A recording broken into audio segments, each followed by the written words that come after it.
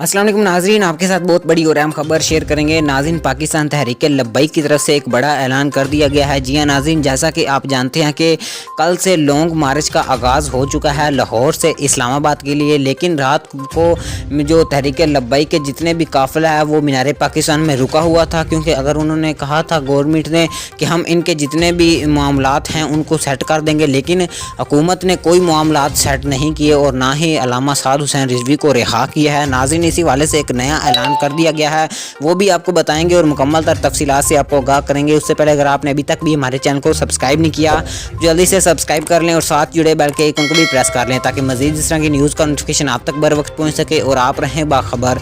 और नाज़रीन, अगर आप भी तहरीक लब्बैक से प्यार करते हैं तो वीडियो को लाइक कर दें और एक तहरीक लब्बैक के लिए प्यार भरा कमेंट भी लाजमी कीजिएगा। नाज़रीन, आपको बताता चलूँ कि जितने भी तहरीक लब्बैक के अमीर हैं उन्होंने ऐलान किया है कि आज रात लाहौर शदरा से इस्लामाबाद के लिए काफ़िला रवाना। नाज़रीन, आपको बड़ी खबर से आगाह करता चलूँ कि पुलिस की तरफ से फायरिंग की गई है, जिसके नतीजे में 6 नौजवान शहीद हो चुके हैं।